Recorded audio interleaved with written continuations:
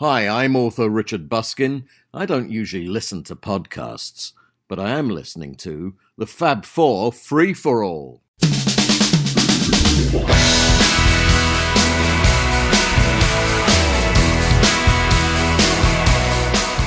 Welcome to another edition of the Fab Four Free for All. My name is Rob Leonard. I am your moderator for today. And joining me, of course, is Mitch Axelrod. Hey, folks. And Tony Triguardo. Hey, everybody. And today we're going to talk about part 3 of The Beatles Get Back, which, of course, has been streaming on Disney+. Eventually, it will come out as a DVD Blu-ray, which we hope has 12 hours, like Peter Jackson has said, because there's only 8 hours on this one.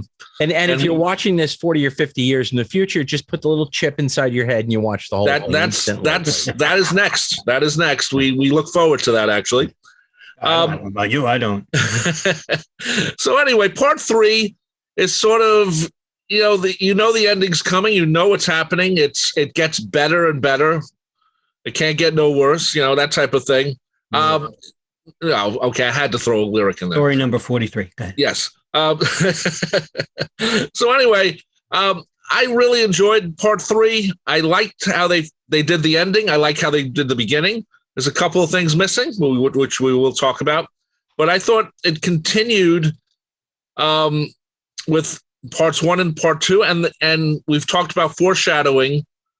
In part 3, there's even more foreshadowing, which, is maybe the real reason why the Beatles broke up after all these years of talking about it, which we will get to. So what was your opinion, Mitchell? How would start off with you? Can I just say one thing? And I talked to Tony about this offline, but one of our listeners, Dennis Dickinson, very astutely put it to me about Michael Lyndsay-Hogg when we were talking about him in part 1 and 2, because we've been killing him. Right. He is a pain in the ass. We killed him a lot in part 1. Part 2, we accepted him more because we saw what he was doing. But then again, he wasn't in it as much because they'd already agreed to a couple of things. And the same with part 3. Right. But one thing I want to say, and all props to Dennis for pointing this out and setting me straight, because he's right. I said especially that a director shouldn't be the star of his own film. Well, Michael Lyndsay-Hogg was not in Let It Be. That was his film. He's a co-star in Peter Jackson's film. And I'm glad Dennis pointed that out because, I know why Peter did it. But it brings to me, at least, a better understanding now about Michael Lyndsay-Hogg, even though I still think he's a pain in the ass. And maybe that's why, Peter put him in there to show his influence, maybe absolutely, or whatever. Yeah, but I do think, thank you, Dennis. I think you really set me straight. So about part 3, first of all, MLH, which is Michael Lyndsay-Hogg, is not really in this part that much. Not a lot. Which is kind of good. I really enjoyed it. It was the most happy of the 3. Obviously, we know why, because it ends up on the roof. But it's just such a happy time. I don't think there's one argument at all. I mean, there's some differences, but there's no arguments or at least tension. I really don't see any tension at all in this part. There's a little bit. I mean, you're right. There are differences. So there's a little bit of tension when they're talking about, the final decision of whether to go onto the roof or not. So there's definitely a little bit of tension. But there's also a lot of myth breaking during that part too, Tony. Definitely. Which is definitely like a revelation. But as far as the overall part 3, I really loved it. I was smiling a lot. I mean, in my notes, I have tons of the word smiles, in different places, just smiles. Yeah. And it's great to see, especially on the roof, how the camaraderie, was there.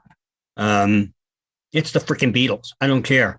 And it all leads up to that. And so for me, part 3 was a very happy part.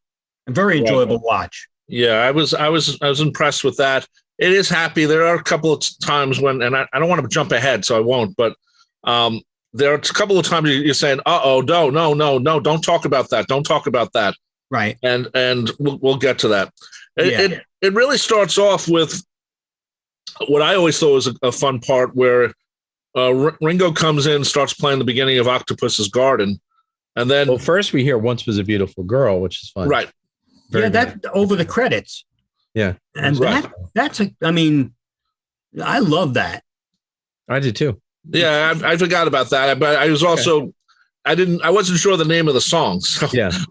Because the first song credited is Window, Window by Bob Dylan. Right. Which I guess was like a little line or something. I don't remember. I was trying to figure out the song title there. But to me, it starts off with Octopus's Garden, where Ringo has basically the first verse and he has the bouncing piano thing. And then George comes in.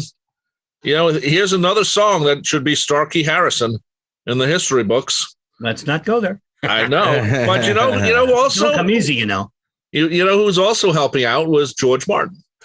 I'm just checking here, and I'm so sorry. It isn't. You are correct. It's Window, Window. Oh, okay. Window is Once Was a Beautiful Girl. Oh, okay. Okay, great. Okay, great. So I was right about that. Yeah. But George Martin's adding like downward bass lines in it too. Yeah. It was kind of fun to see him there. And you have to say about George Martin, those turtlenecks, man, he looks good in the turtleneck. Not many people. Guy, come on. No, not many people could get away with that. He's a class act, man. And I hope Giles picks up on some of his father's maybe he still has those turtlenecks. I don't know, but next time we interview Giles, we'll wear turtlenecks. Welcome to Dressing Tips for Record Producers here on Fabful. Hey, there were a couple of articles, some fun articles about some of the clothes that were worn, and we could do a show about that if we wanted to. There were some great clothes from at least George. Paul said wears the same vest every week. It's like, come on, we're every day. And John, when he washes his hair, looks nice. When he does it, it's like, oh, come on, you can John. tell he showered because he cut his Adam's apple when he was shaving. So that's right. But I love the opening with Octopus's Garden, and George is like saying, okay, you can go to here now, and which is what he does. And it was so helpful of George to come up with those chords, and it was nice to see it. Another song that ends up on Abbey Road, but starts in the Get Back session. So I was really happy to see that. And I know that was in the original movie too. And I know, Peter Jackson was trying not to, copy certain things. Duplicate. So what was that? Duplicate. Yeah. Yeah. Duplicate. So, and then of course, Heather McCartney comes in. Wait, we should mention. Go ahead. Go ahead, Tone.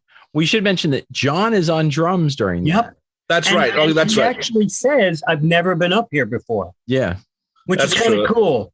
And he said, I can't go up here without a ciggy. I mean, if they had, that how in the beginning they do the thing where it says depicts tobacco use, if they had to cut out all of the scenes where there were cigarettes, there'd be a 1 minute movie. Yeah. Wow. Or they would have still been working out, taking them out. Right.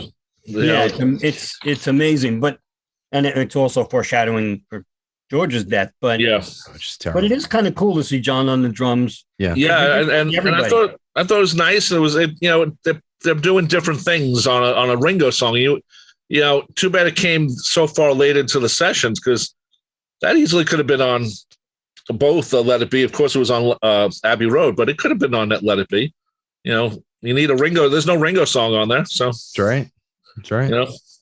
So, but my favorite part so far of this is Heather McCartney just having a blast, hanging with the adults, getting thrown up in the air. Could you imagine if we, as adults at the age we are now, had like a human being come and pick us up and hurl us into the air, like to the length, like the distance of our own height?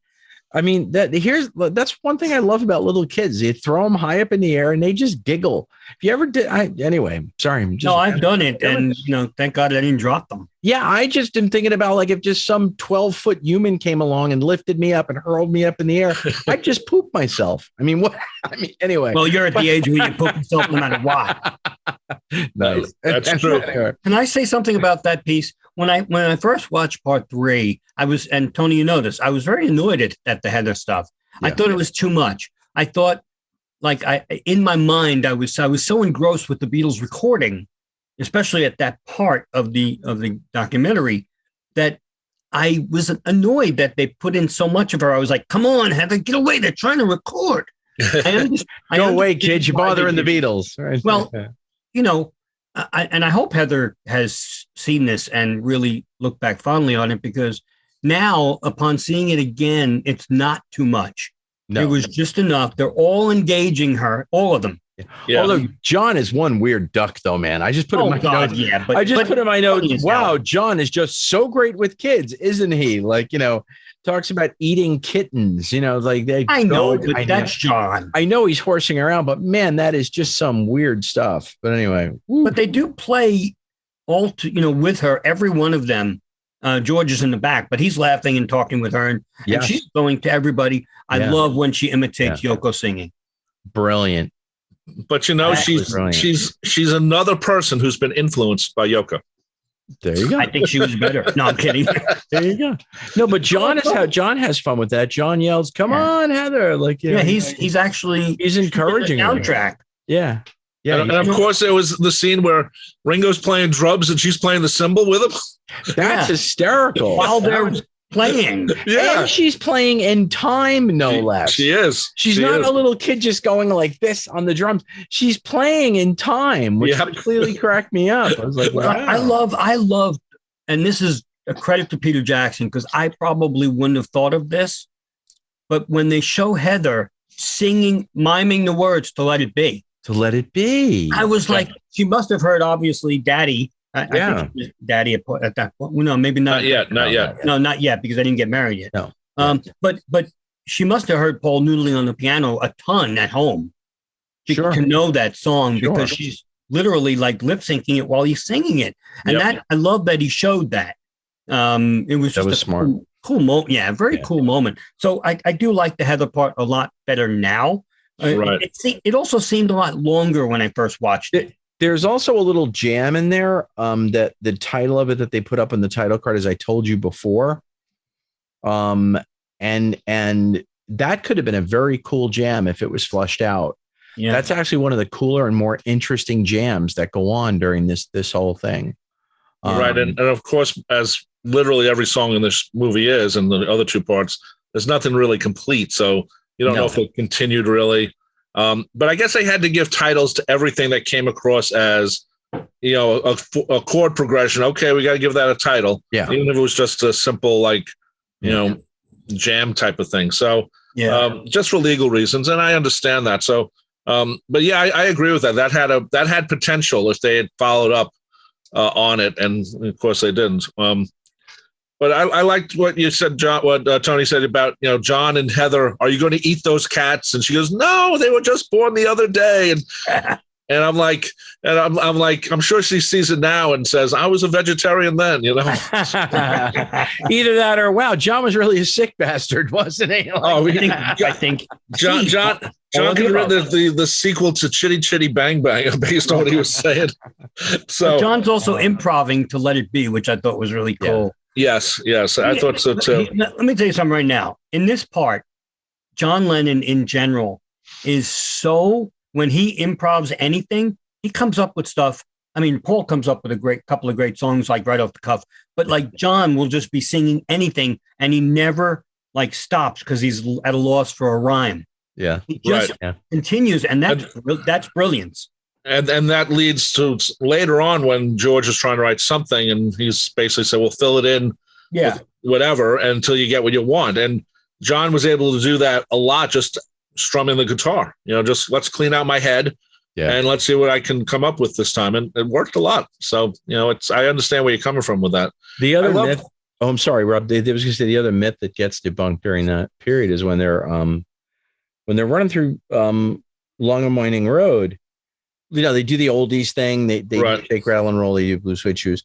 But then when they're rolling through Long and Winding Road, we've always heard this thing about John deliberately plays sloppy bass on Long and Winding Road because they don't like.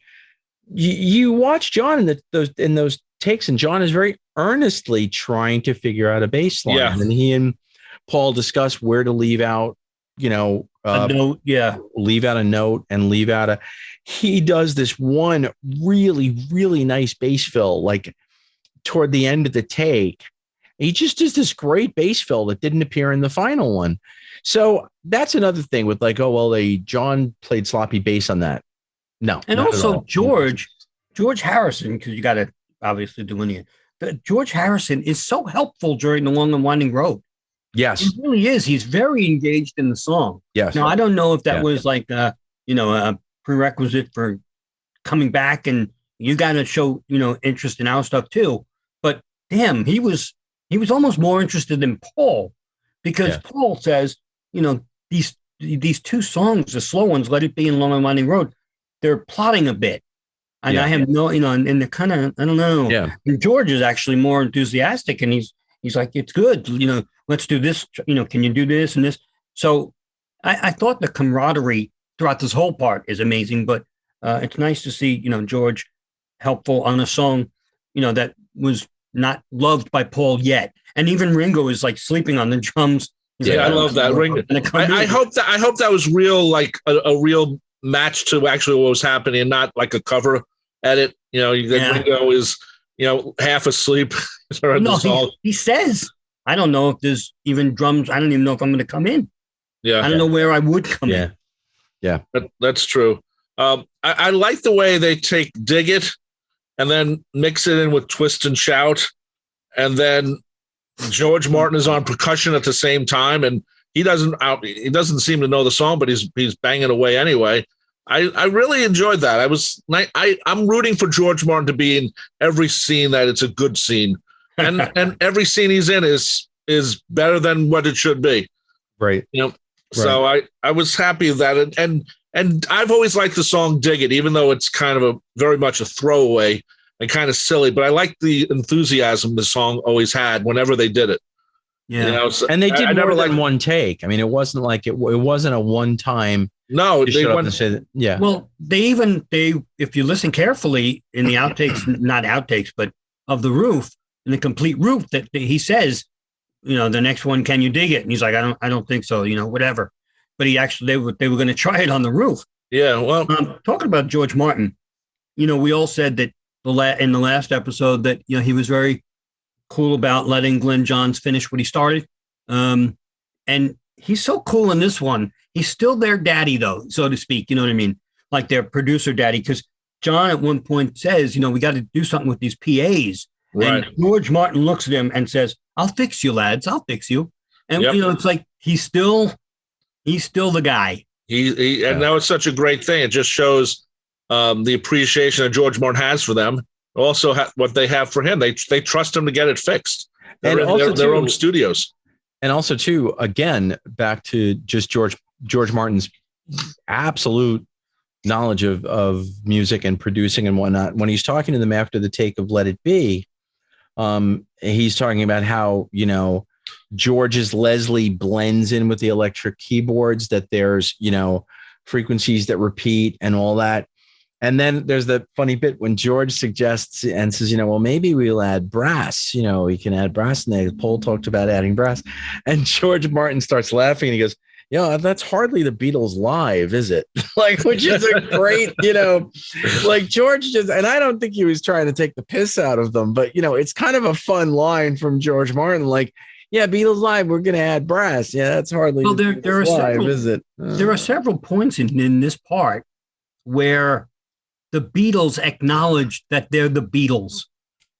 Because a lot of times, like you said, Tony, they'll say, well, I don't know if that really would be like John actually said, I don't really know if that would be like the Beatles. Would it? So there are times when they definitely acknowledge that they are the best freaking band in the world. But also that takes away from what maybe is a good piece of music, but, well, we're the Beatles and maybe we should do that because we've always been different and changeable and done something different all the time. And, you can only change so much before you end up back where you started. Yeah, we talked about that in the last episode. How many rock and roll chords are there? Right. Being so, well, that's a cliche chord. Well, it's a freaking chord. It's still music. It's good.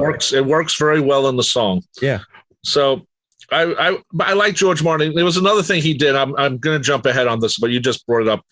There was a point where they were sort of getting lost, and he goes, "Hey, why don't you guys do Love Me Do again?" And I thought about that. I'm like, well, it took him 3 different sessions to get Love Me Do right. And I'm wondering, is he being sarcastic or is he just saying, just do Love Me Do? Well, no, Andy White was in town. Ringo was sleeping and Andy was kept on the drums. He snuck in. That would have been, you know what? That really would have been funny if like Andy White would have been in town and George, well, what can we do? Let me do, and laughed and have Ringo and him go at it. Joining us next is Jimmy Nicol. Oh, Pete Best is close by. Jimmy Nicol, fresh from the bus station. So anyway, one last funny bit. Oh, go ahead. No. You go, Tom. No, just the one last funny bit from the first day was when they're getting ready to leave, and Paul goes to somebody ahead there, and he's like, "You're going home and going right back into your box." Yeah, they all crack up laughing. I was like, "That's funny." Anyway, that was good. I love that they had the Blue Suede Shoes Shake, Rattle, and Roll medley. It wasn't the complete thing, but it's nice to see that because I wish there were a couple of more of them. There were a couple of more of them, but they Rob, right as I was telling Tony, I love the George Martin bit. George Martin comes in and says, "Hey guys, are there any that you haven't done yet?" And John just breaks into Blue Suede Shoes. Right. I don't think he meant that. I think he meant Beatles songs, but they were just having fun. So that was kind of cool old George Martin moment as well. Yeah, and then of course Long and Winding Road, where Ringo is shown asleep during it, or at least relaxing. I assume he's relaxing. We'll say relaxing, but yeah, it's pretty good. Listen, as a drummer, there are times when I've been in the studio where you just, if you're not part of the actual song yet and it's a development, you could sit there for hours until they need you. Right. And then you come in and do your thing. You do your thing. But, there are times where I would be, totally looking like I'm sleeping, even though you're not. You're just relaxing. Well, did you guys notice that there was a point where George took the microphone and like put it on his throat like it was a vocal box? And I was like, was he trying to invent something? Was that invented yet? Yeah, he was just he was having fun with it. It wasn't just for a note. He was doing like playing your nose. Yeah, wasn't that during Long and Winding Road? Because he was actually going. It was great, but it was really fun. Right, that's what it is. I mean that we don't know. We've never seen. Well, I shouldn't say never seen, but we haven't seen officially any real good studio footage of the Beatles other than this Get Back documentary. I mean, really good, I would love to see a documentary of them recording with the Beatles, or Please Please Me. That would be mind blowing, but you'd see the fun and you'd also see the arguments probably, as we've said, because they probably still argued, but it is fun to see all the good bits. And I'm glad that we now have all of this to show that whether they broke up or not. I mean, it's still, like we said last time, it's still fun to see the Beatles in the studio. Sure. Yeah. And then at one point, George Harrison goes, Long and Winding Road, are we going to add strings to this? So even then they're thinking about strings on that song, and Paul's not really sure. And, we know what happens, a year later. It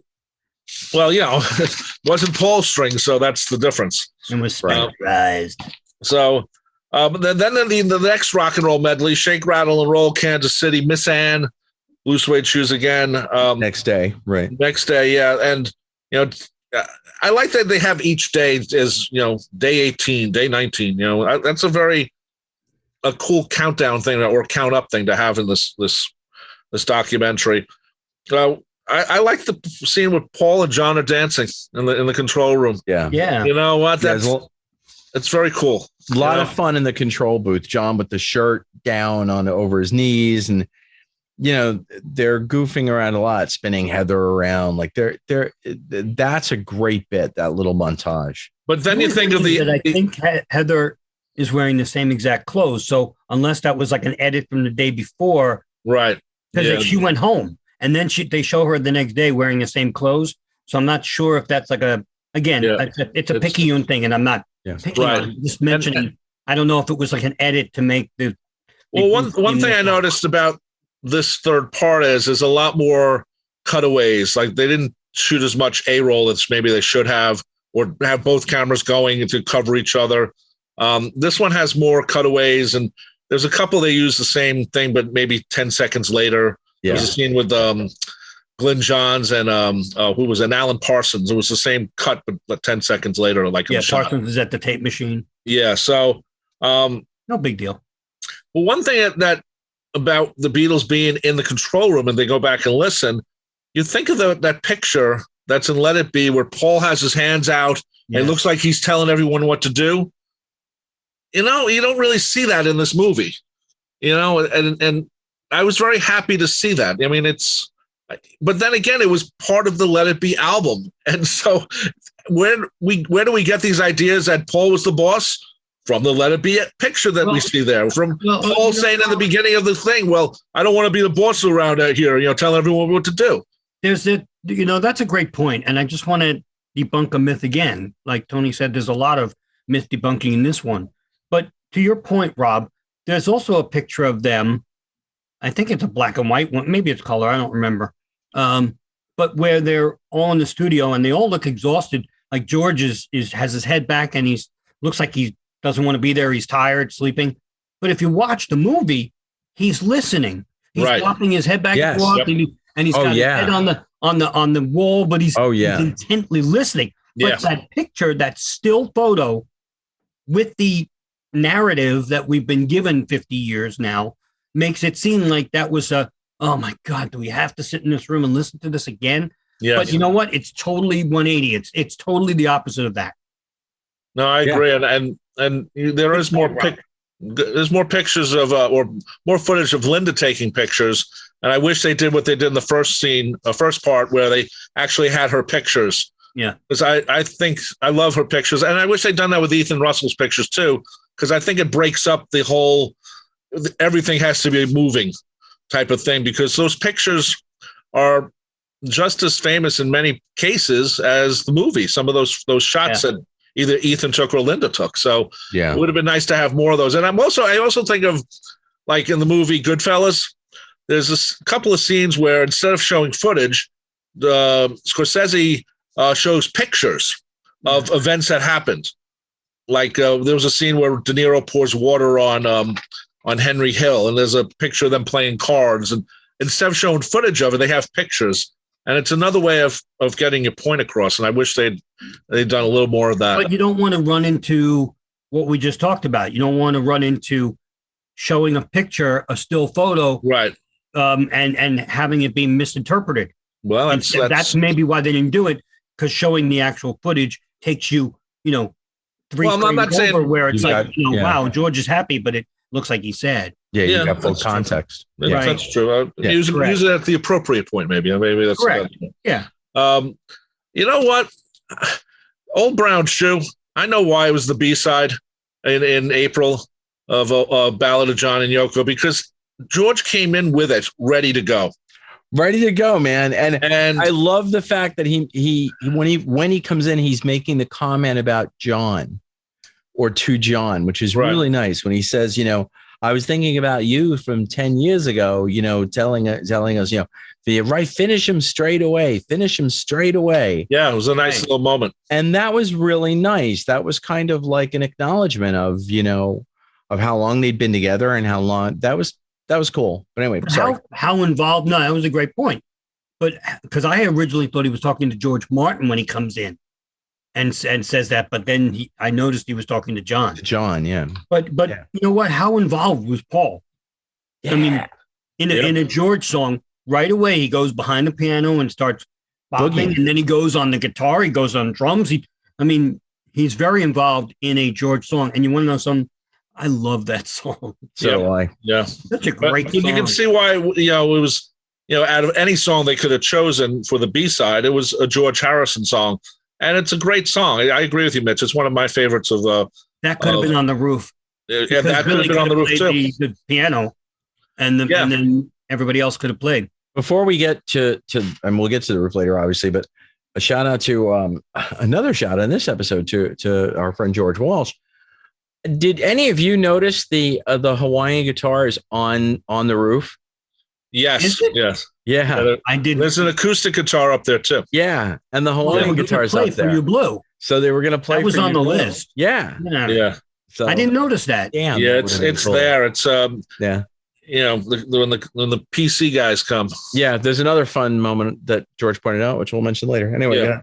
So one thing about Old Brown Shoe is that George doesn't really know piano chords very well, but he writes a song on a piano. Yeah. And then he said I couldn't do that on a guitar. Yeah. Right. And then the thing that got me is here's Billy Preston playing one of the things, playing it, and George is standing up singing it. And I'm saying, oh, God, please finish it right now. Please finish this right now, because Billy knew the chords right away. And I'm like, another great point for having Billy Preston there. And then you have Billy on bass. Yeah, he's jamming with Paul on guitar. Yeah, he was playing guitar. Yeah. Paul's on the backwards guitar because he's playing someone else's. Yes, but Billy.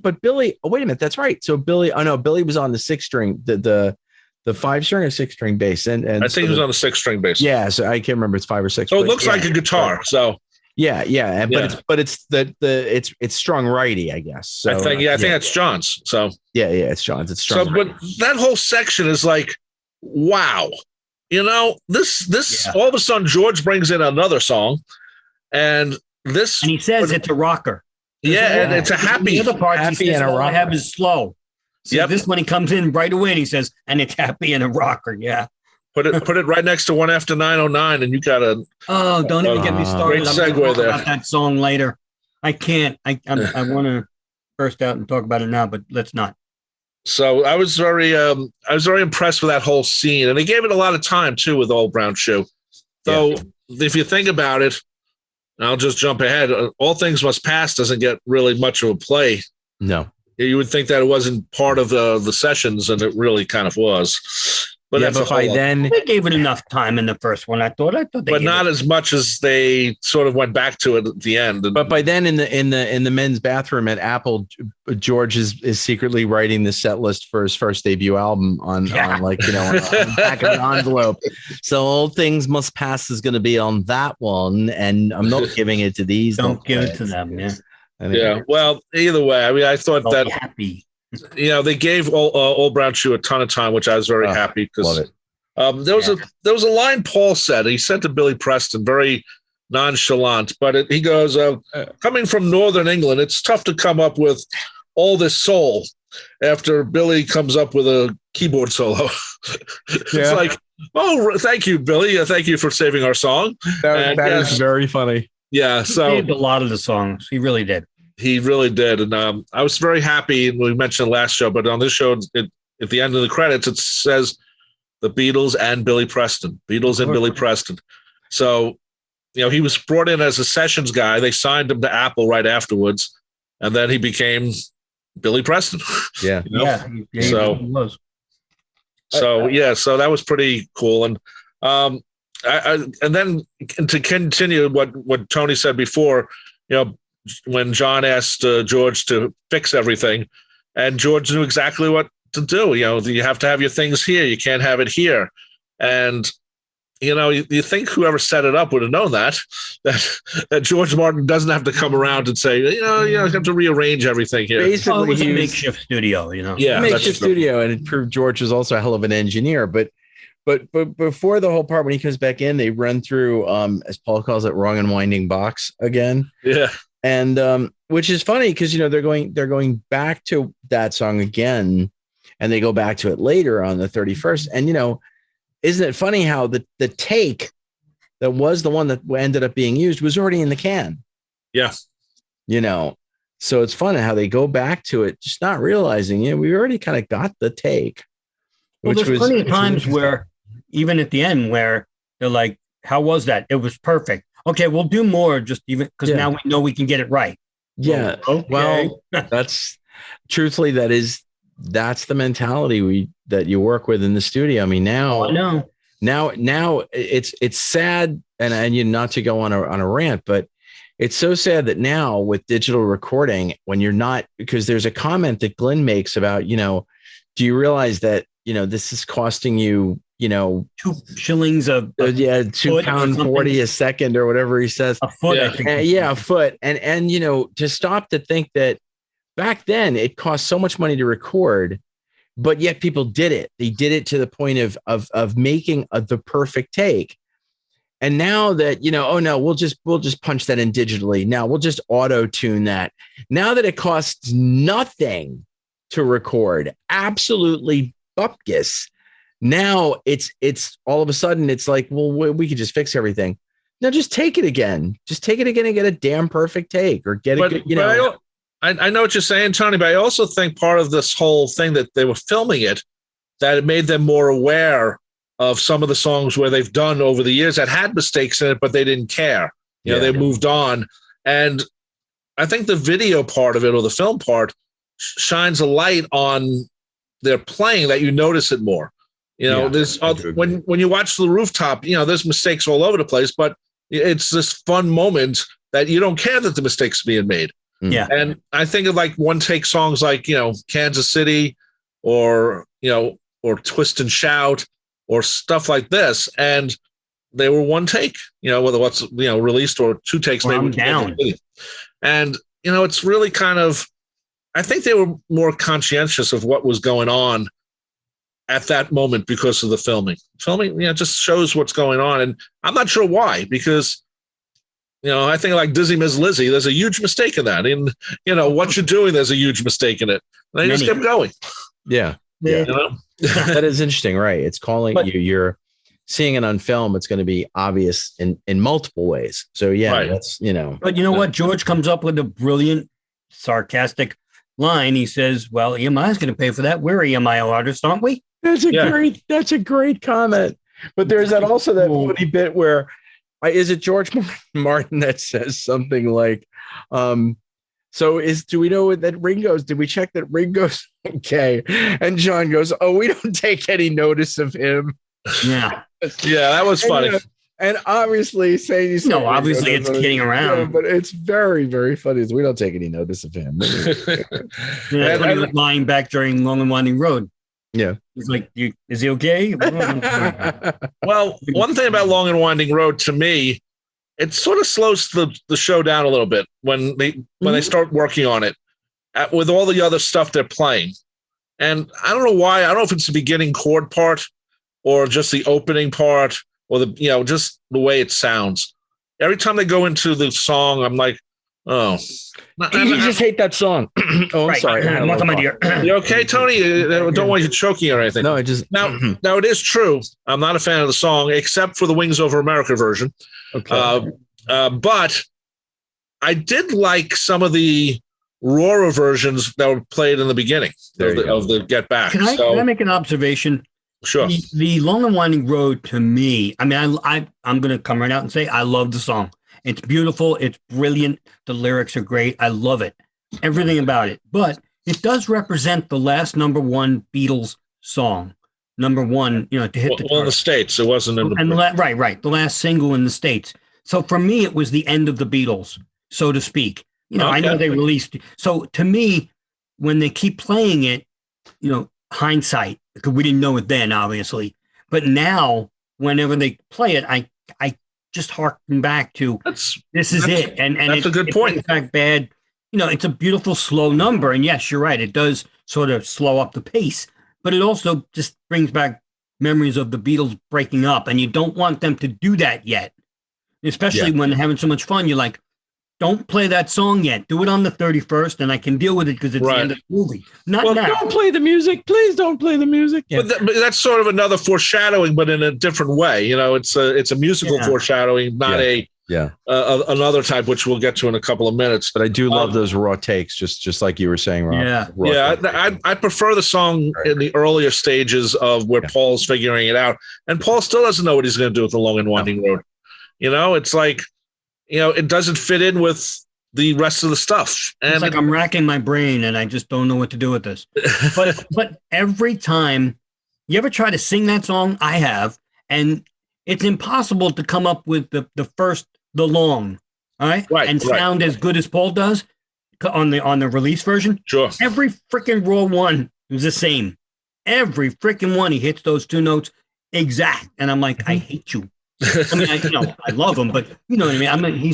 It just shows the brilliance of Paul McCartney, and his voice was just amazing.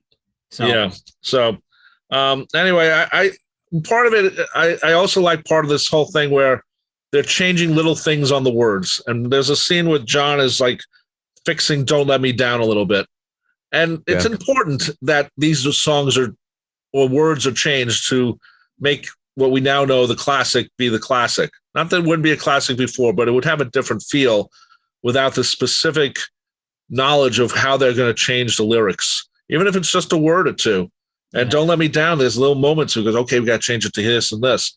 And I just find that extremely great to see. It's not just, they stay with their first take or their first writing take. They realize, maybe we have to adjust it, not change the whole thing, but just adjust it along the way. And I really like that. And Don't Let Me Down is one of my favorites. So it's nice to see that too.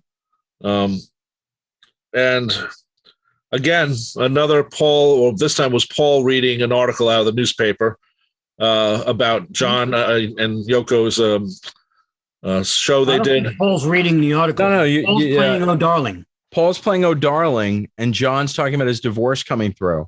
And but afterwards, Paul is reading out of. I skipped ahead. You're right. Well, they gather around the piano. Yeah, they all gather around the piano. But the first bit is John announces that Yoko's divorce has come through, has been finalized. Right.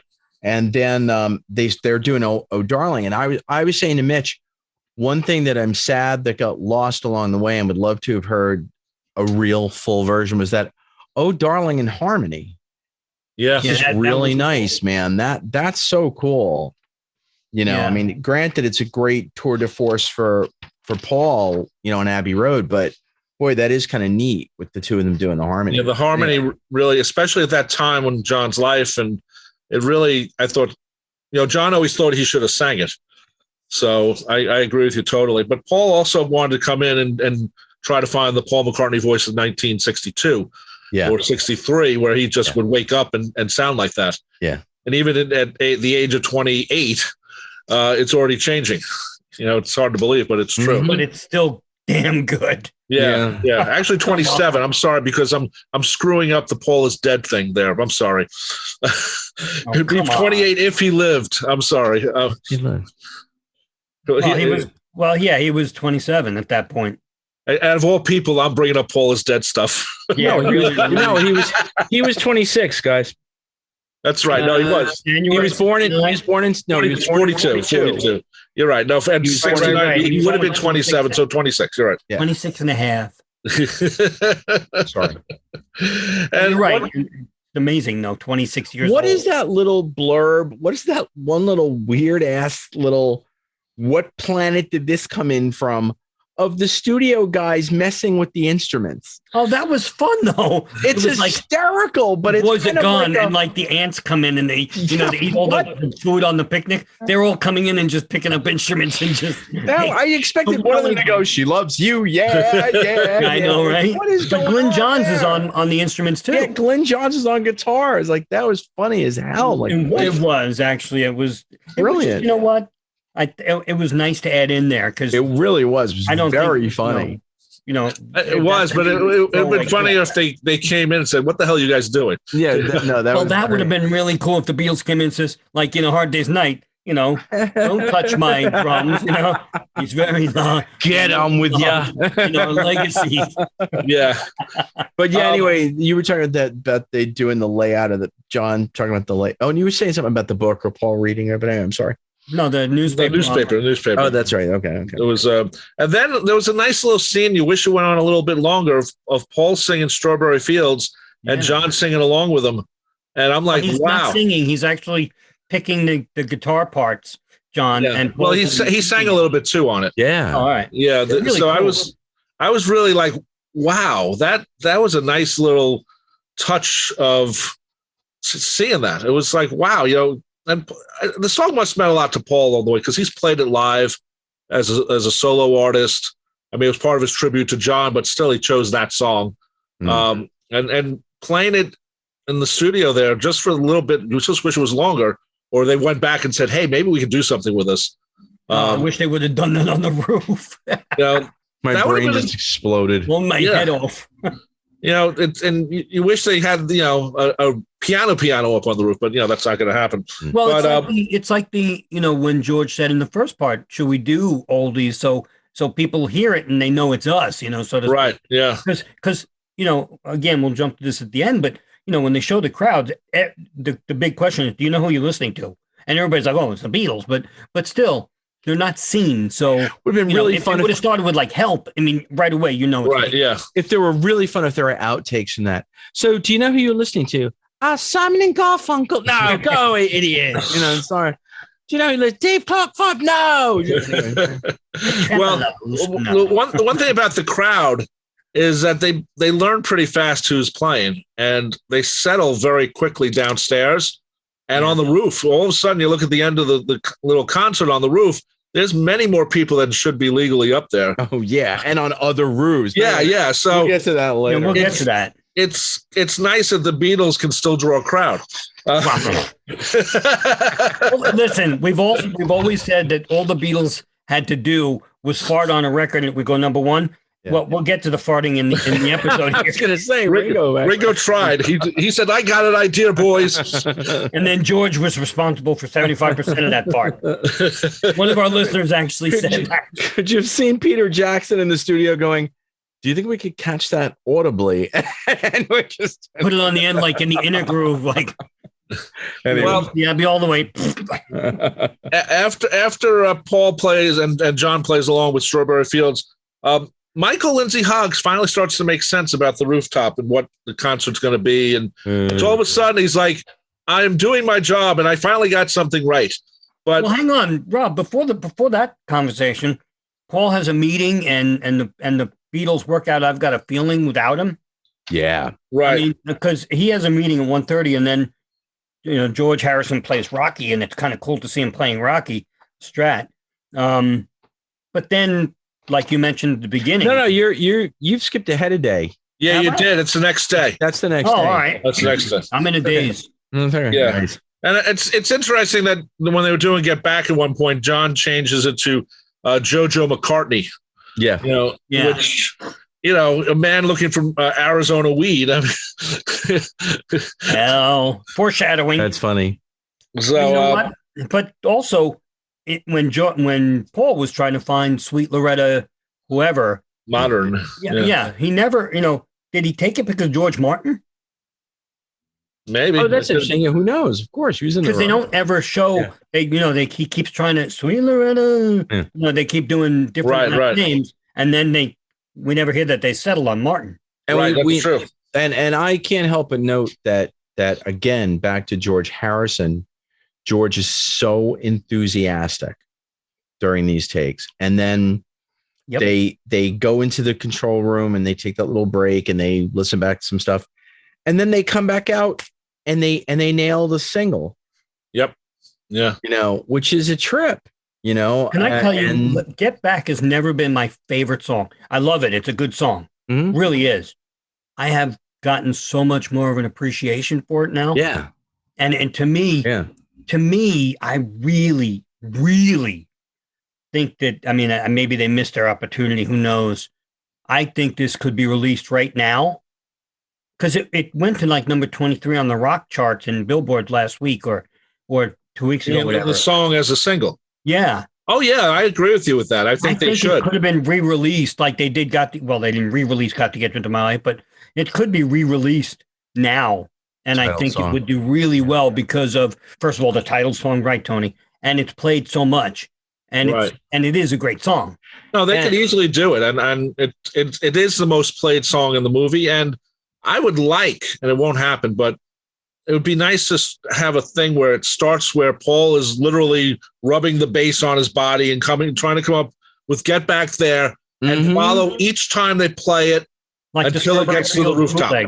Import. Right. And just to see how it changes along the way as a historical look into a song and how it's created. You don't get that any place. Wouldn't that be a great record store day thing? Literally to have the creation of Get Back?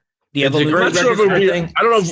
I think it would be better as like a bonus thing on the DVD. Well, whatever. Yeah, it would also be like a great lecture for a music class. Yeah, right. How it starts and how you kick out the stuff in the middle, like with the Commonwealth song and the No Pakistanis, and And I'm also glad about that part that people have not misinterpreted that. Yeah. We've seen that over the years in different British articles. Every 10 years, they bring that up. Because of the visual, as we said last time. Yep. That's why it's not. And right now, Eric Clapton's getting all that attention anyway. So, oh, God, yeah.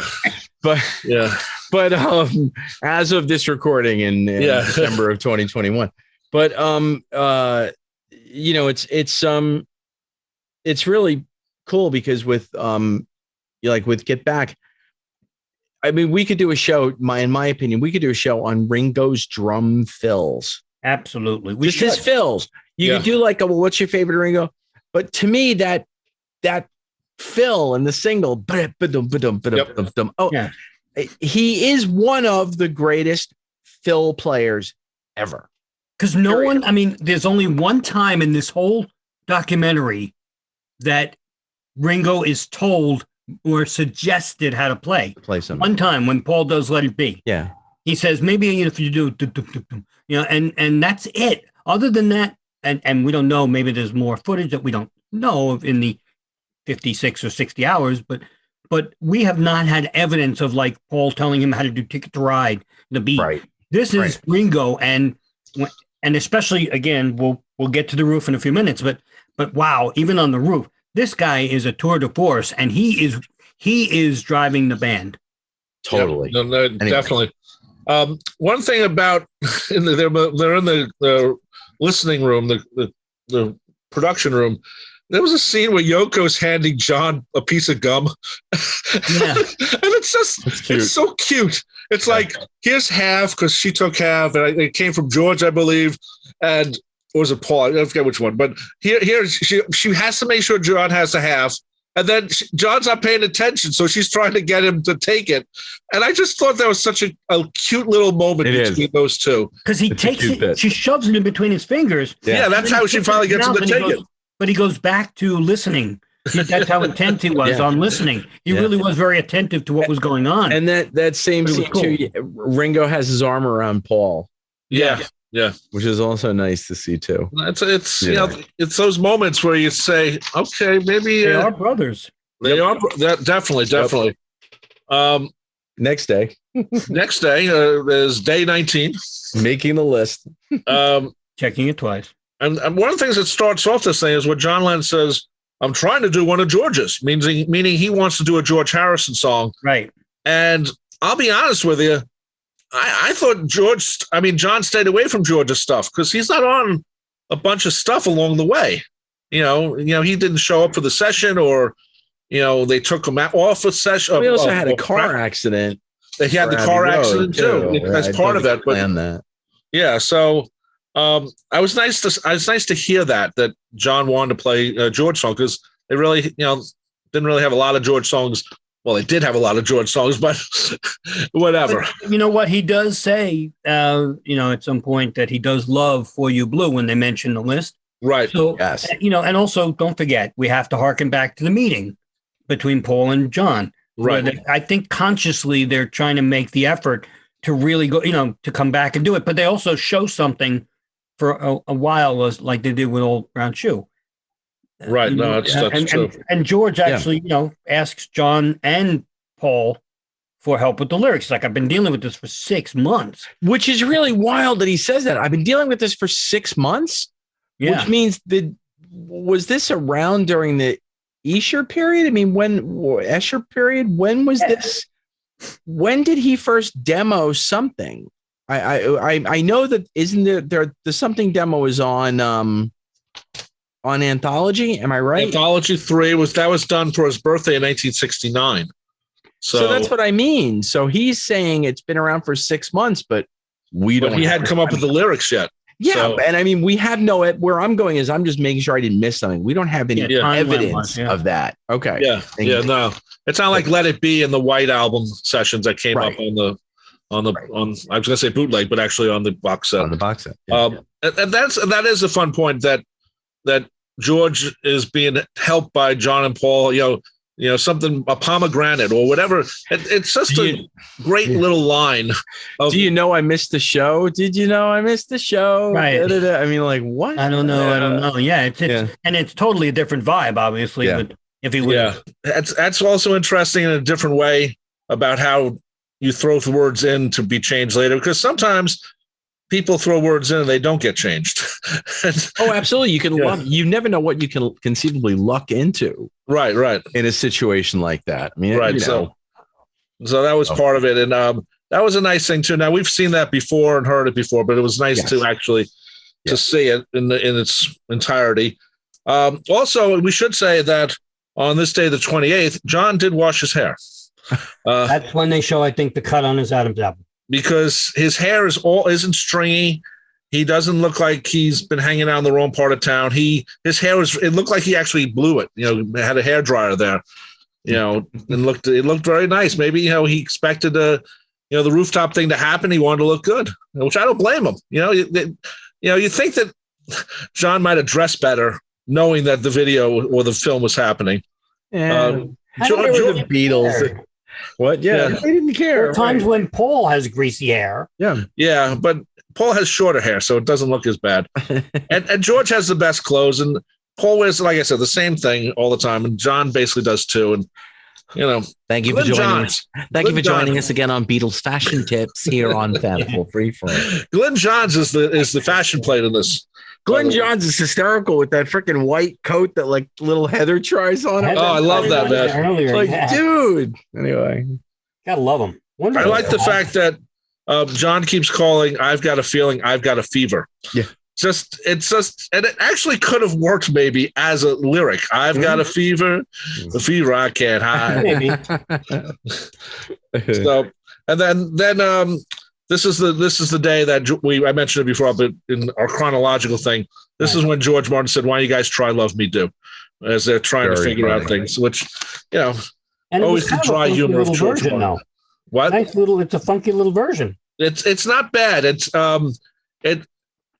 you know what? The version they had was really not a bad arrangement. You just wish they could have gone back to thinking that arrangement again. Right. You think of Love Me Do that Ringo did, which totally sounds different than of course the three versions that the Beatles did in 1962. This was more of a blues version it's more of a blues version, and it's also it's also just fun because they don't like you say, you don't know, like any one of these things that they're screwing around with can turn into like, we're going to use this. Yeah. But anyway. And then Paul goes to a meeting during a session. Yeah. I've never heard of that. Well, it's funny because he says, where did he go? But he says, I have a meeting at 1:30, and he goes, John has a meeting too. And then it turns out John does not.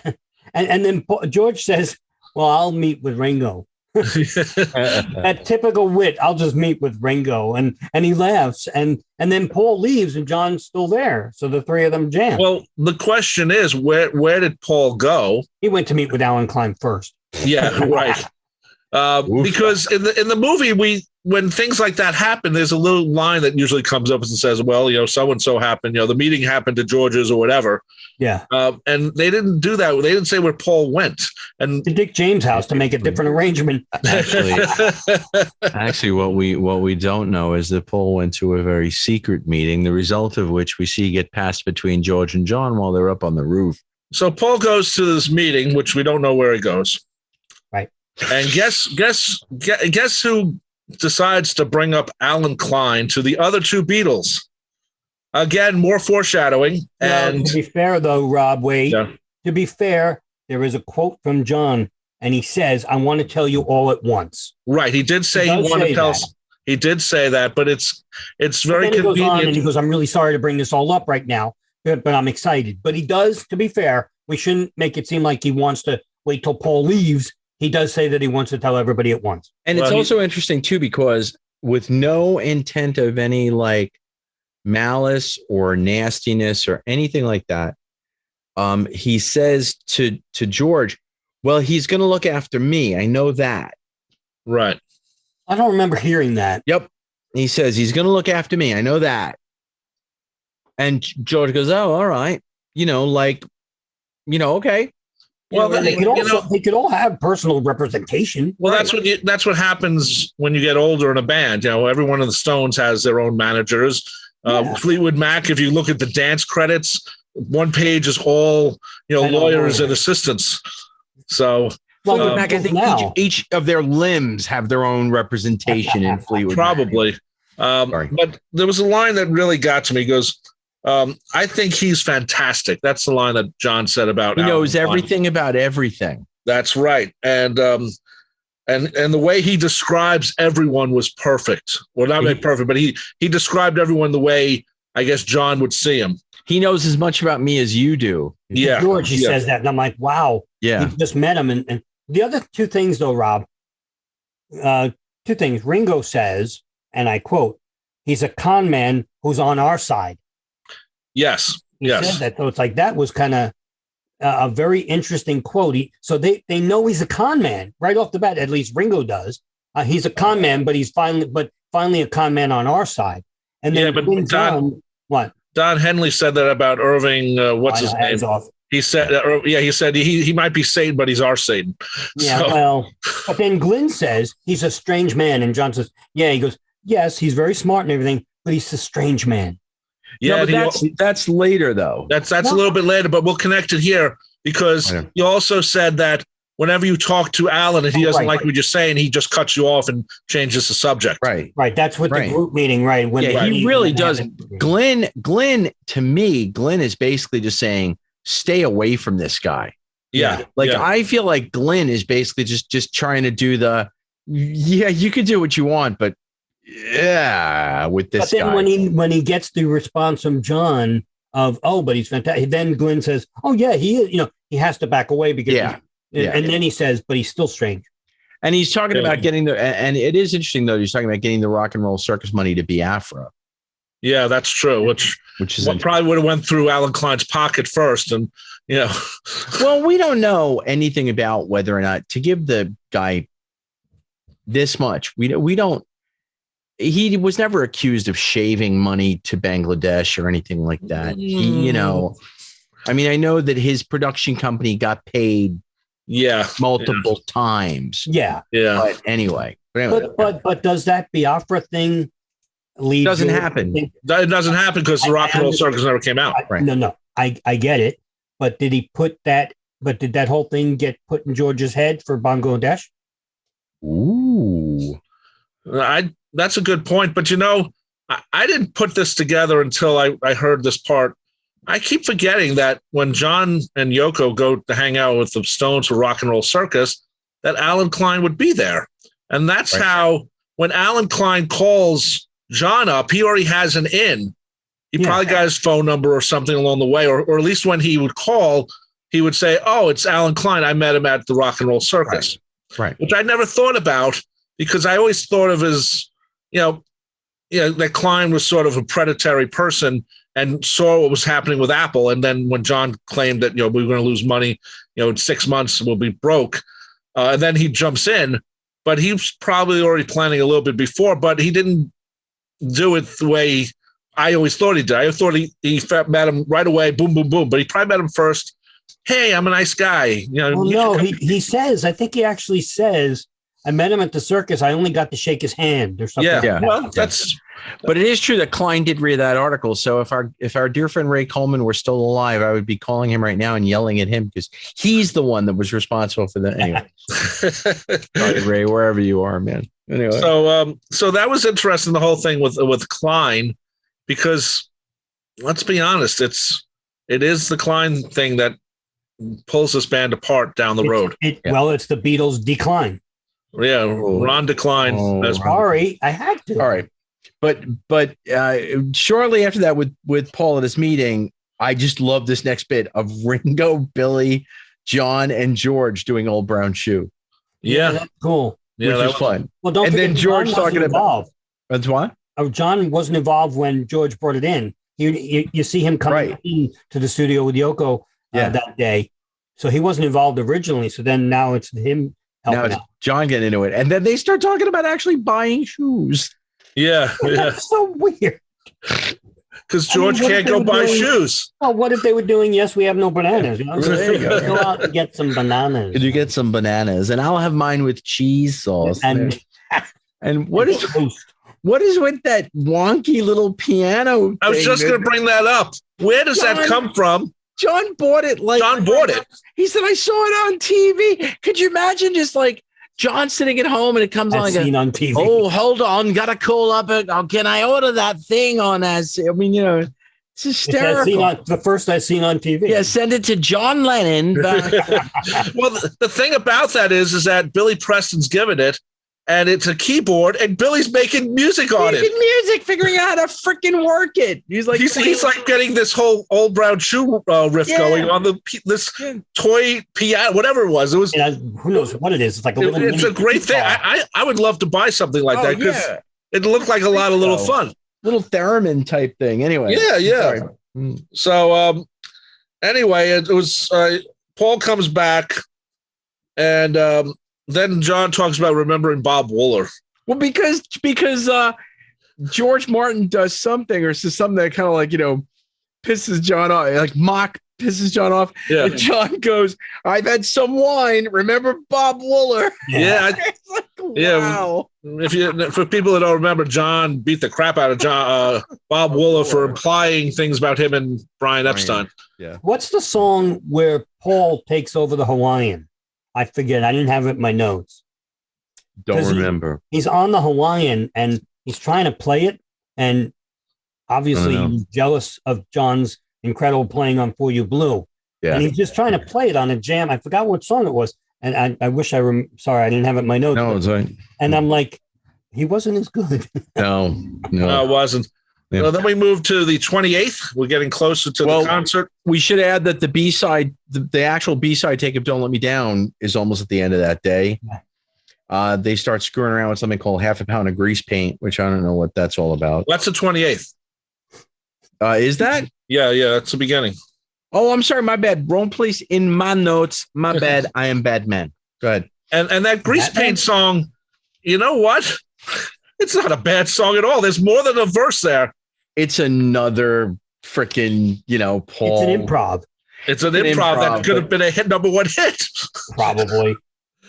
Or at least he could have given it to some Apple artist. Yeah, I was going to say, give that one to Mary or something. Give it to Jackie. You know what? That would have been a great type of Mary Hopkins song that Paul thinks that she should cover. Oh, God. Like Those Were the Days and don't think like that. A Little Man with Grease Paint. Yeah, but it was a fun little... It was more than just an ad lib. I mean, that's the thing I like about it. A little folky version of it.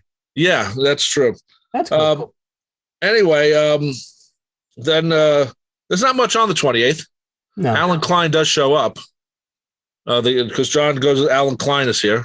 Right. So that's right. At the meeting. Right. Yeah. Right. And that's pretty much the end of that. But if you look at Paul's reaction, it's like, he like sort of puts his eyes to heaven, and like, oh God, what's going on here? And then it fades out. That's the impression I got. Maybe you didn't see it. I thought it was like, this is Paul smoking.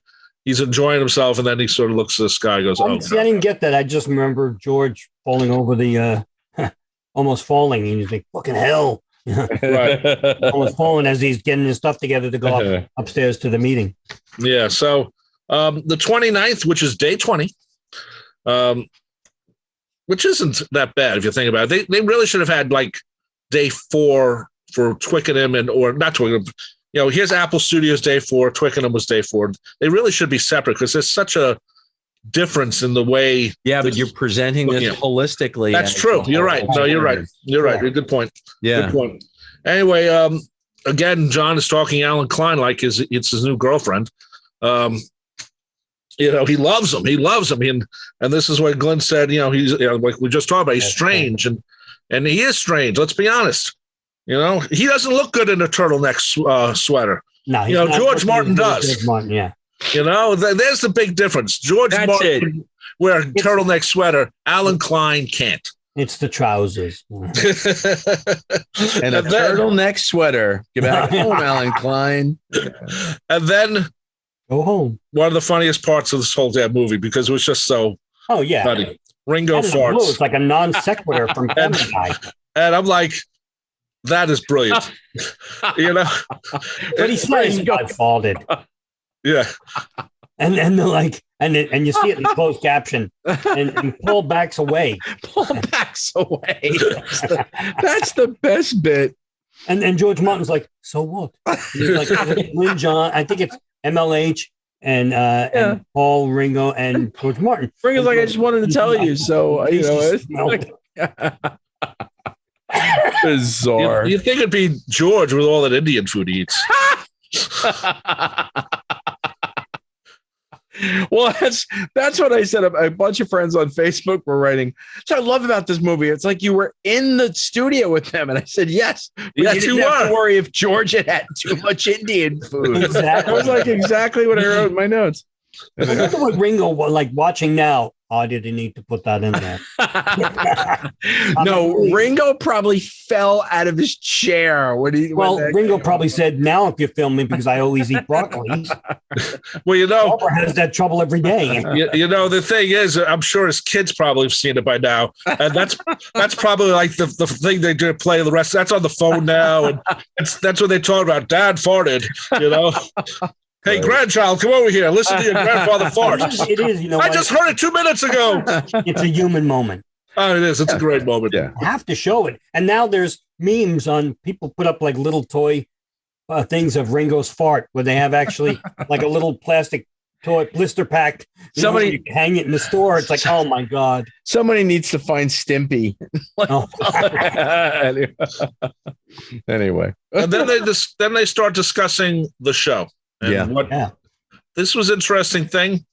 We still don't have an ending. They don't. And the movie, if you think at that point, as you're watching this, I thought the movie was going to end one way and it ended another way. And we'll get to that. But you're right. There's no true ending for this. Paul movie. says it. Paul says we don't have an ending. Right. And also too, one thing that when I watched it the first time, I thought was like a little bit of an obnoxious moment from Paul. Is absolutely not right, because George Martin comes over and Paul's saying, well, if we'd only had another 2 weeks, or we only had, so he's trying to like get it together, and they're trying to figure out why they've been thrown off. But Paul's talking to John about the issue, but George Martin says, well, we have given you deadlines. We've given you deadlines, but we've gone over them and gone past them. So Paul turns to him and says, well, that's why I'm talking to John and not you. Yeah. Because George Martin was trying to give them a framework. Right. But obviously George Martin wasn't in charge on this one. So when Paul says, no, that's why I'm talking to John and not you, I thought, whoa, nice bitchy thing to say, Paul. But then when I was listening carefully what George had said, right, Paul's response to that was, no, you understand the deadline idea. You know where I'm going, but I'm trying to explain to John that we let these deadlines get away from us, and that, so anyway, but then the thing that gets me is something that Paul said, and we talked about this earlier, but sort of, in a way, the pressure of being a Beatle about always having to be different. And he talks about that. He goes, he always talks about being different, which is important to him and to his career. And if you look at Paul's career as a solo artist, he always was throwing little curveballs in, partly because he could do it, but partly to be different. How many different places did he record over the years? Because, he records in a castle, he records in, different places along the way. And he thinks he always has to be different along the way, which he does, but he's just naturally that way. But in his head, he thinks he has to keep doing different things. And that's why these sessions turn into what they did, because Paul does mention a little later on, and I'll bring it up now, that the original idea was they were just going to take the songs from the White Album and make a concert out of that. And then they decided, oh no, let's write new songs, even though we don't really have any new songs right now. Yeah, because a month and a half after the release of the White Album. Because you're saying it was going to be a TV special of the last album. Right. And this is right out. But it was nice to actually hear someone say that, because I've never really heard any Beatles say why they didn't go to the White Album, because it was just written and there's a lot of good stuff on there, and a lot of good rockers and ballads and stuff. It's easily could have, if they had done that, they would have saved 2 weeks right there just writing these songs. And also too, it's that idea of the Beatles being produced. Paul talks about saying, like, I can't produce us.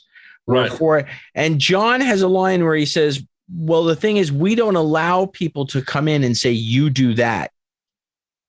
Right. Which addresses what I was bitching a lot about MLH in the first episode, about not giving him a clear direction as a director. You know, as a director, MLH should have been able to come in and say, okay, you four, we're going to Tunisia on this date. Be ready. Flights at 10 a.m. Blah, blah, blah. George, I know you don't want to go abroad. Ringo, you don't like the food. Bring stuff. Let's go do it.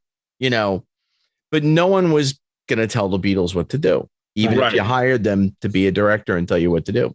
Especially in 1969, you know, when they made the movie A Hard Day's Night, Brian Epstein said, okay, boys, we're starting on this date. I need 14 or 13 songs or whatever we get for an album. Yep. You know, we need this amount of songs for the movie. And, you know, please get going. And they listened to him because he was their manager. Yeah. And they trusted him also. That also helps too. And then Paul has a line where he says, by talking about this abstract thing, we're just not getting it, which is great. And then finally, I like that MLH says, expecting is not a word we use anymore. Right. It's just a great line. But you know what? The whole thing kind of annoyed me after a while, because like Paul kept saying, I know, John, I understand, but I've got to get it in my head that we're just doing a show. Like, I was like, enough, Paul, just deal with it. The other guys want to do this thing, because that's the other myth that's debunked here. Yeah, everybody always says Paul had the idea to go on the roof, and everybody else is like, maybe. He doesn't want to go on the roof. He liked it at first when MLH first says it to him. Yes, it was intriguing. And then he starts to feel like it's an anticlimax. Yeah, and he and George are the two that don't want to go on the roof. You know, and George says it, I'll do it, but I don't want to go. And then Ringo comes in, you know, Ringo always, I like a bit of work. He always, I want to go on the roof. I want to go. And John says, oh, Ringo. So, you know, it's very. We'll put John and Ringo in a green bag on the roof. Yes, that was actually pretty funny. But all seriousness, it's like, wow, you know, you know, they, as we see later, they, up until 15 minutes prior to the show, you know, they all set up and you know, they didn't know if they were going to be coming up to the roof. Right. No, you're right. And it's also I think there's a certain fear of playing live to a crowd. And, you know, if you don't count the 66 tour, which they really didn't practice much on, even though they did Paperback Writer, which is a very tough song to do, but they really, you know, didn't practice a lot. So, you know, they really haven't played in really, we'll say 3 years to speed. Yeah, but they just practiced for 20 days. Come on. Yeah, but still, they didn't woodshed the songs the way you would woodshed a song. They were learning the songs. They were learning the chords. Atmosphere of a tour when you got you have 50,000 people paying versus you're doing a free concert somewhere. Right. Yeah. So that was part of it. Also, I thought Paul saying he doesn't want to produce the Beatles was actually kind of touching on Paul's part, because it goes back to the part one where he says, well, I don't want to be the boss of you guys telling you what to do and all this other things, which sort of got away on the second film and then most of the third film. So I think, you know, that's hanging over. I think hanging over Paul more than we knew.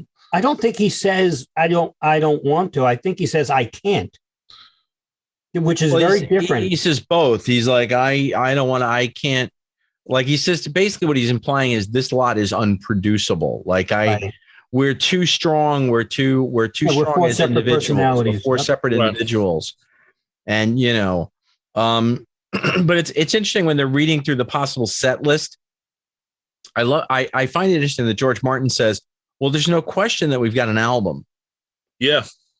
I'm going to be very blunt here when I say, in the back of George Martin's head, he must have been thinking like this, well, wow, this is the Beatles. This ain't a great album. Like we've got an album with these songs. Like I disagree. I mean, think about what it would become the Let It Be album. But, you know, if they would have put Maxwell, if it was nicely recorded, we're not talking Save the Last Dance from Me. Oh, yeah, because Sunrise is still on the list. Yeah, right, All Things Must Pass. Octopus's Garden, or not Octopus's, the one we just said, Maxwell Silver Hammer. Yeah, that's true. I mean, so it, you know, She Came Into the Bathroom Window. Right. I mean, Right. As a Beatles album with Two of Us, and so all of those plus the 5 they did on the roof, we're talking about a pretty good album.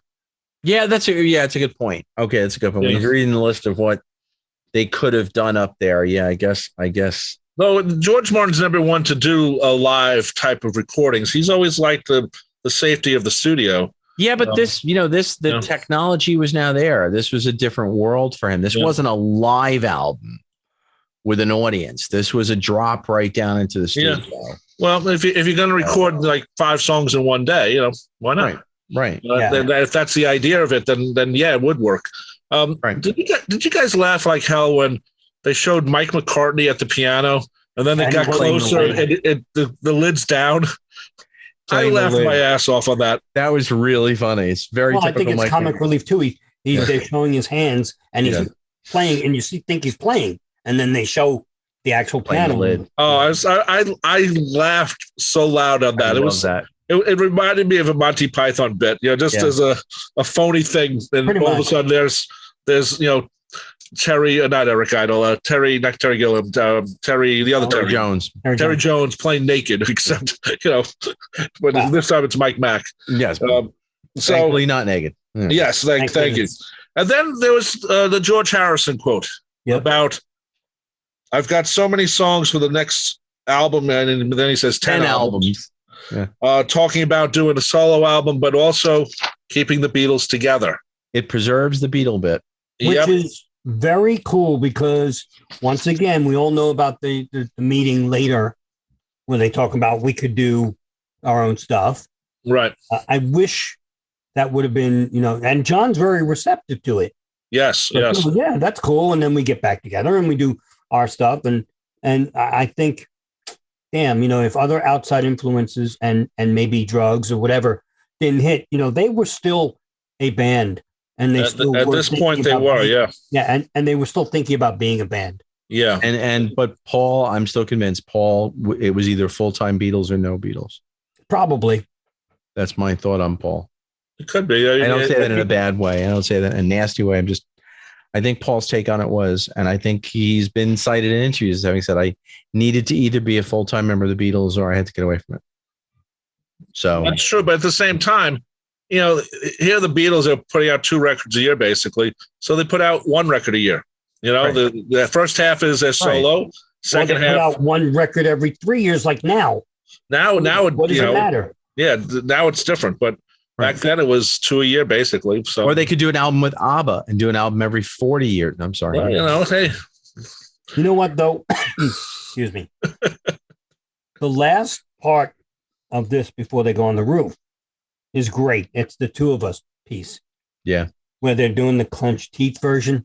Yeah. Yes. Oh, how cool is that? That was good. Ventriloquist. And they were both just looking at each other and just having so much fun. I love that piece. I kept waiting for that to end early because so much other things ended early, and that played the whole way through. Which is great. Yeah. And then it was nice seeing Mike McCartney again shooting this time with the camera. I didn't even know he was hanging out there. And then the only time you hear Yoko speak, basically, in this whole thing, she asks about tomorrow's show. And what does Paul say? He goes, "Who knows, Yoko?" Who knows? And then he does say straight, yeah, it's supposed to be. Yeah. So she says something like, is it 1 o'clock or whatever? Yeah, they were trying to figure out the time. Who knows? And he goes, yeah, it's scheduled for that. Yeah, so she didn't say much the entire movie, so it was nice to hear her actually talk, except when she sang, for the right, so, the jamming, the jamming with Yoko or Heather. Then the concert, the last day they really show, day 21, January 30th, 1969. 10 cameras shot this. Yep. Now, if a reel is 10 minutes, we'll say, and there's 10 cameras, that's 100 minutes for the first 10 minutes. We know it's a 45-minute thing. So we'll say it's five, let's see, 10 times 5. What most of this stuff is from the rooftop. All this footage that they talk about, because there were 10 cameras, 5 on the roof, 1 on the street, 1 across the street, I should say, 3 on the street. and one, there was a hidden camera in the reception because that's just Michael Lyndsay-Hogg. And just that George Martin just walks in the room and stares at it. I love that scene. Love that. It was like, hello. Can we talk about Debbie, the unsung hero? Yeah, Debbie rocks. She does. Plays dumb, and I don't know. They're doing so much. I don't know. Oh my God, Debbie is hysterical. Anyway, she just confuses the crap, especially out of that last cop that walks in, who's so polite. Oh my goodness, he's so polite. But you know what? They show him walking across the street like, I'm gonna fix this, because they call him in as like the enforcer, and he comes in. He's like, do you mind if I go up there? You're right. It's not him that she confuses. I'm sorry. It is one of the other two. Yeah. She confuses the shit out of that poor guy who they went and put a camera on his roof. Right. And she's like, what? Cameras? Oh no, they're on the roof. The Beatles are on the roof. Like, I have one on my roof, on my building. And she's just like, I don't know about that. It's like, she was so cool. She is awesome. It's just PC Ray Dag. Yeah. You got to think this is, we know it's not from this, but I'm looking at this guy and I'm thinking Graham Chapman from Monty Python as the cop. Yes. I'm thinking, because the way he's sort of doing the burn that Graham always did. And he's like, what's going on here? And then his partner is saying, well, can't they overdub it? Like he's like this big time director. I love that. Can't they just dub the sound? I kept waiting for somebody in the office to walk up to one of the cops and go, excuse me, would you believe me if I told you I was being followed by a yellow submarine? I just wanted that to happen so badly. Well, there was an article with an interview with the cop that they just put out. Yes. And who was a Stones fan. Yeah. And he said, I was only going because the policeman who was going to call to the Beatles was like new on the job. Yeah. So he went with him as a backup. Yeah. But if you look at the two of them, they're all like, oh, it's almost like they're going to have tea. I mean, they're saying, listen, we don't want to hassle you. I'm not trying to threaten you. I'm just telling you what'll happen. And the fellow and Jimmy later, and they're still like, okay. And they're still being jerked around, and they're telling Jimmy, we can arrest you. We can arrest you, and and it's just like the cop going, well, is this? And he's asking the receptionist, do you think this is really necessary? Right. Like but they're not like being, we can arrest you. They're like, we can arrest you, and and we've had 30 complaints in 30 minutes. But I like the that you see the businessman actually bitching to the two PCs. Yes. Yeah. Outside. I like that Peter Jackson caught that. Yes, but and got that. I was also waiting for. Catch it. I was also waiting for the policeman to say, "Oh, you forgot your pictures from a Hard Day's Night." Exactly. Did you like some autographed photos of the boy? No, I meant catching it, meaning finding it among the footage. Right. Yeah. That's what I meant. Yeah. But it is wild watching those policemen be so polite. Yeah, and everybody's doing their thing, and Mal saying, "Well, we can pull the PA," and they're all just like, it's so obvious they're being stalled. Oh my God! And Mal is, okay, and then they call up the enforcer. That's when they call up. Can we have the city ordinance guy? Yeah, and then that's the guy that comes in who's like, oh, but they show him walking across the street like he's like a burly guy, and then he comes. Okay. Hello. Do you mind if I come in? just don't go up to the roof though. That's where they are, but don't go up there. It's overweight. It's overweight. He's like, oh, and he's like, oh, thank you very much. Thank you very much. Yeah, the police was just, at first I was really angry that they're showing all this because it really is not that important. But it is important. But not to the concert part. It doesn't matter, but that was part of it. But the problem, though, Rob, and we were talking about this, is that you have to remember the audio of the Beatles playing on the roof is overwhelming. Oh, sure. Okay. So Michael and Peter Jackson actually had to sync the audio of whatever the Beatles are doing because it's probably bleeding into mics on every single camera. Certainly. So you couldn't show the Beatles, then cut, because I was pissed at the split screen. The first time I saw it, I really hated the split screen. Yeah. The second time, I actually appreciated it because I really got a kick out of what I would like to see. Well, first of all, when I took Richard Porter's tour back in 2013, you go by what was the Apple building. Yeah. And it's a very narrow street. You can understand why people would be complaining because it was loud as hell. Yeah. It woke me up from my sleep and I don't like it. Well, that's the one in the original film where she just goes, it just doesn't seem to make sense. Now they add another piece with her. And that's great. Love it. Yeah, I like her. Let's get her on the show next. Yeah. But I would hope, and it won't happen, but it would be nice. Part of DVDs and Blu-rays is you can go alternate scenes. Yeah, and they're just going to have the whole concert with. Yeah, I would hope that because, of course, there is a certain historical thing to that concert. But at the same time, having the cops in the foyer, great, is fun stuff, and interviewing people and people who like the Beatles and some who didn't, and it had to line up with the audio as it happened. Yes, that's true. That's the other thing, Rob. I love the people on the street. They did show a bunch of them in the original movie, but now, you're getting a little bit more. So you're getting older people who are loving the Beatles, but now they show some young people who say, I don't like them. Yeah, that was funny. But a lot of them, yeah, right. But there's a ton of them that say, I love them. I mean, I think the Beatles are cracking. They're good. They're all good. Would you mind if your daughter didn't? No, because they've got money. But doesn't Paul find that exact same guy in the James Paul McCartney TV I think special? he does. I think he does. Yeah. We all live in a yellow submarine. Anyway. Right. I think you're same guy. You're right. Well, one thing also, it's before this, but I don't want to forget it. When Ringo comes out, he's checking his drums. Yeah. And he's adjusting everything, and I think they loom large in his legend, and I'm thinking of that literally as I'm watching this. And he said to Mal, you basically did wrong, but Mal's downstairs talking to the, well, he's not talking to the cops at that moment, but he's downstairs. No. So I love the way he just bullshits them about turning the PA around, and then the other cop does roll his eyes when Mal Evans goes, well, it's got to be live, you see. Right, Al or Jimmy, it's got to be live, you see. And the cop rolls his eyes these freaking That's when they become directors and stuff.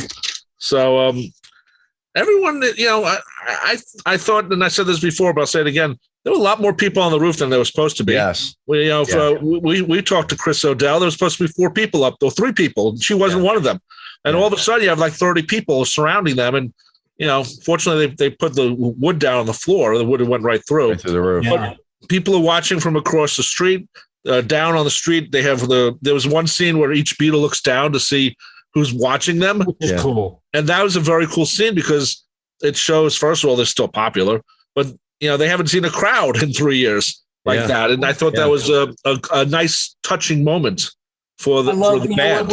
We could talk about the songs, but we all know the songs. I don't think we need to go through them. I will say one thing, and I've raved about One After 909. It could have been a single. It could have been. Yeah. But the way the cuts are for that song, where they showed Paul and John tapping their feet in rhythm together, it's beautiful. And John and Paul look at each other and give a look. And the only thing I regret is George's lick, when he does a bunch of licks, is not there anymore. It's there in the sound, but they don't show him doing it. Yeah. But that song just cooks, and it may now be one of my favorite live Beatles performances ever. Especially after this cut. And it's great. And please note at 1:43:04, John and George are not passing a Marlboro around. I wonder what that could be. But you know what got me, Mitch, you were talking about looking at each other. Yeah. They're during Don't Let Me Down, watching Paul, watching John so he can come in and sing it. Right. And it was such a great moment because, they have to listen to each other, but they also, how they did their tours, they would look at each other. They didn't hear it.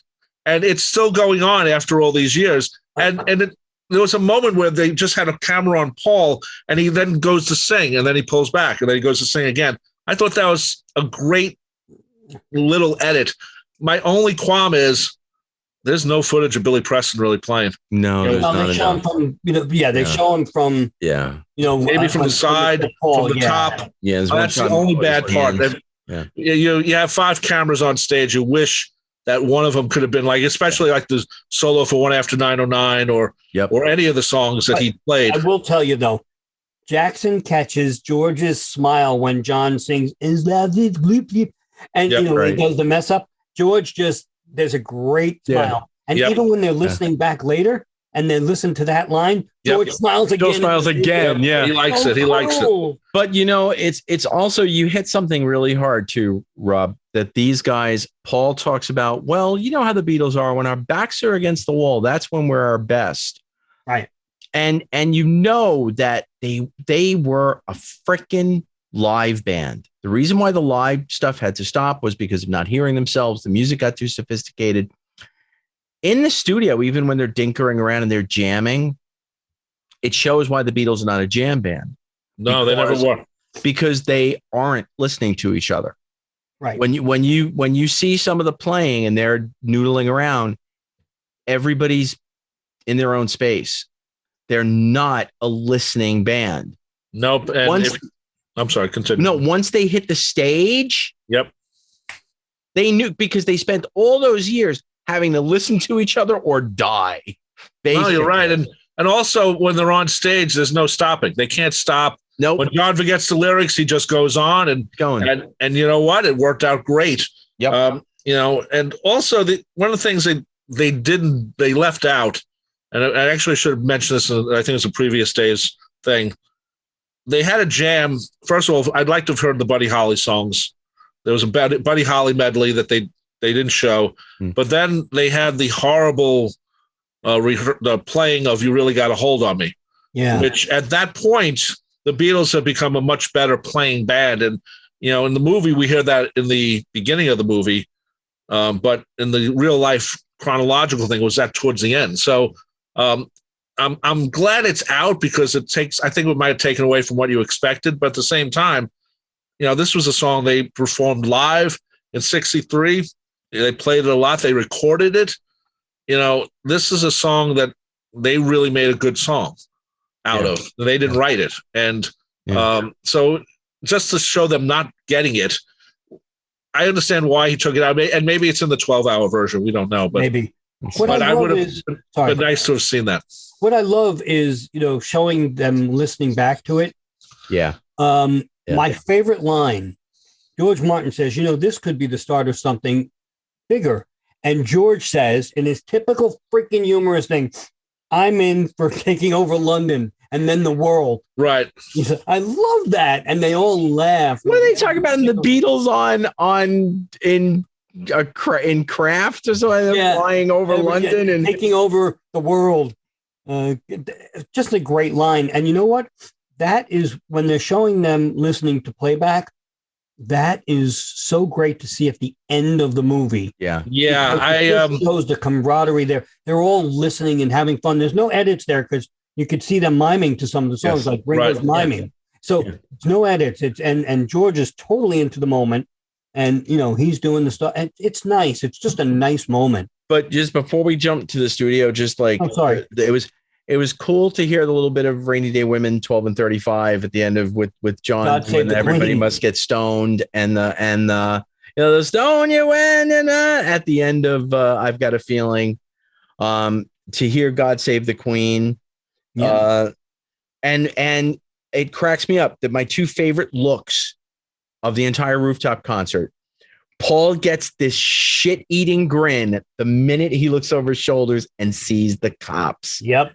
As soon as he sees the cops, his eyes go wide and he's like, damn it, we got an ending. Like, he looked over a couple of times. It wasn't just once. He looked over a couple of times. And then the other one is when Mal turns off George's amp, George walks over, looks right at the cops, and turns his amp back on. Yeah. And then John does. Then after they turn on John's.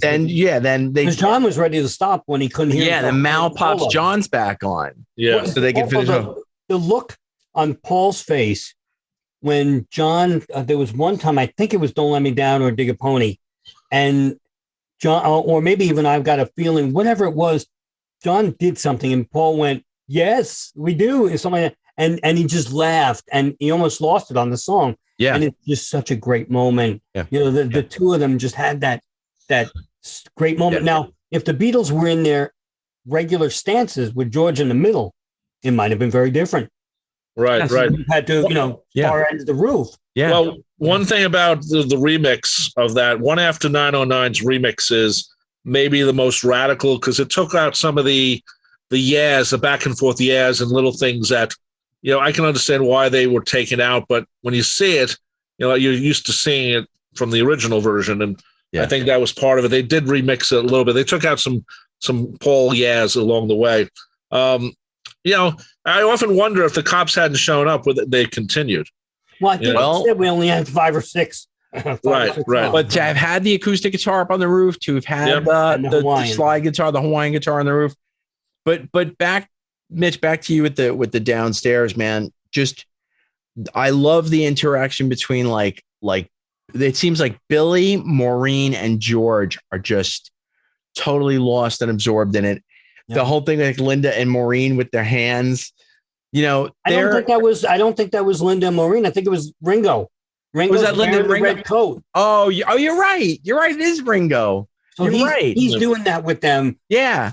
But they are just having a blast. They're just having such a blast. But you're right, Rob. I don't know what would have happened if the cops had not shown up. Would they have done one more, 2 more? Right. And they got better. Now, one thing about the ending of the movie, we know it doesn't end with the concert, but that's where you have to end it. But I thought the ending, and we're giving away a little bit. So if you haven't seen the movie, folks, sorry. That's all we've been doing is giving away.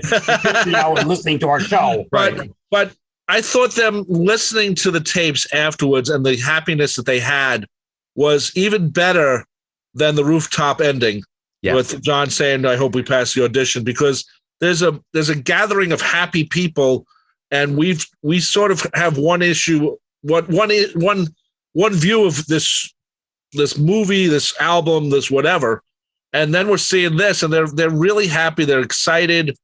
You want them to record another album 2 weeks later, which they almost did because they started "I Want You to See So Heavy" about 3 weeks later. Yeah, right. But Rob, they also say to each other, "Should we do the acoustic numbers today?" And they say, "Yeah." And they say, "Let's do it." But it took so long to get stuff off the roof. They had to wait for the next day. But quite honestly, that's cool too. That they, George actually says, "No, there's no more roof, no more." Yeah. But he's still willing to and happy enough to go. Right, and I thought it's anticlimactic to have the acoustic stuff afterwards, but they sort of played some of it in there. There wasn't compromise, and I understand why they did it that way. If they even did include that, if they just ended it with them in the studio listening, I thought that I never would have thought that as the ending, because we know the history of the sessions. The acoustic came the day after, not the day before. Yeah, but what I love about it is that a couple of things. When they show the outtakes, which are great. I mean, John singing "Run for Your Life." Yeah, and you get to hear the "If you're ever in a shit, grab my tail." Like, what I really love, they show in one because they show the almost like a Zoom meeting with all the different cuts, different angles, different cameras. Paul singing "Let It Be," and John is in the upper left corner singing it too, like mimicking it to the camera, which he did in the very first episode in one of the first run-throughs. Yes. The exact same thing. Yeah. But so I love that he did it at the end too. It was just, it's fun. Right. I mean, they do so much fun stuff in those outtakes. Look, if it does get to the 12-hour, if we do get extra footage, I'm sure we'll find the videos for those 3 songs. Yeah. I would hope so. We'll have outtakes too. Yeah. Yeah.